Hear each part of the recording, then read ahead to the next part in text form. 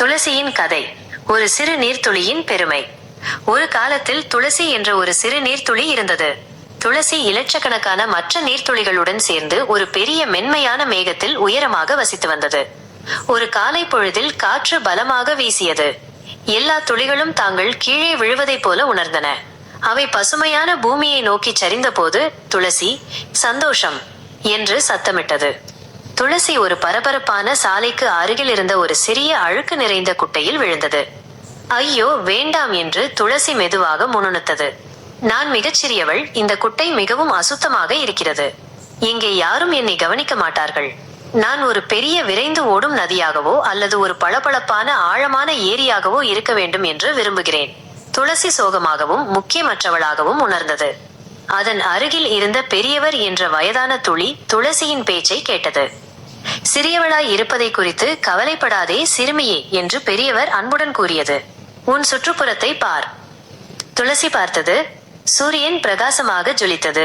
குட்டையின் விளிம்பில் இருந்த ஒரு சிறிய காய்ந்த மலர் மிகவும் பலவீனமாக தெரிந்தது. அதன் இதழ்கள் தரை நோக்கி தொங்கின. அந்த பூவை பார்த்தாயா என்று பெரியவர் கேட்டது. அதற்கு நாம் தேவை. ஒரு துளி கூட ஒரு வித்தியாசத்தை ஏற்படுத்த முடியும். துளசி கேட்டது. அது தன் தைரியத்தை எல்லாம் திரட்டி குட்டையின் விளிம்பிலிருந்து உருண்டு சென்றது. அது அந்த பூவின் வேர்களுக்கு அருகிலுள்ள உலர்ந்த தூசி படிந்த மண்ணின் மேல் தெரித்தது. ஒரே ஒரு சிறிய தெரிப்பு. அது அதிகமில்லை, ஆனால் துளசி செய்ததை பார்த்த மற்ற துளிகளும் விரைவில் அதை பின்பற்றின. ஒன்றன் பின் ஒன்றாக அவை குட்டையிலிருந்து உருண்டு அந்த தாகமுள்ள பூவை சுற்றியுள்ள மண்ணில் ஊறிப்போயின. மெதுவாக அந்த பூ மாறத் தொடங்கியது. அதன் இலைகள் நிமிர்ந்தன. அதன் இதழ்கள் விரிந்தன. விரைவில் அந்த சிறிய பலவீனமான மலர் உயரமாக, பிரகாசமாக மற்றும் வலுவாக நின்றது. அப்பால் நடந்து சென்ற ஒரு சிறுமி அந்த அழகான பூவை பார்த்தாள். அவள் சிரித்துக்கொண்டே, என்ன ஒரு வலிமையான அழகான மலர் என்று சொன்னாள். துளசி இப்போது மண்ணுக்குள் ஆழமாக மகிழ்ச்சியாகவும் பெருமையாகவும் உணர்ந்தது. அது இன்னும் ஒரே ஒரு துளிதான், ஆனால் அது முக்கியமான ஒன்றை காப்பாற்ற உதவியிருந்தது.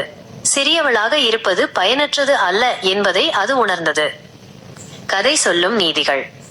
உன்னை நீயே குறைத்து மதிப்பிடாதே.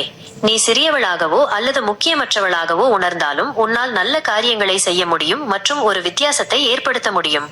ஒவ்வொரு செயலும் முக்கியமானது. ஒரு சிறிய தயவு அல்லது உதவி மற்றவர்கள் மீது அந்த பூவை போல ஒரு பெரிய தாக்கத்தை ஏற்படுத்த முடியும். உதவியாய் இரு. தேவைப்படும் இடத்தை அந்த வேலை சிறியதாக தோன்றினாலும் தேடிப்பார்.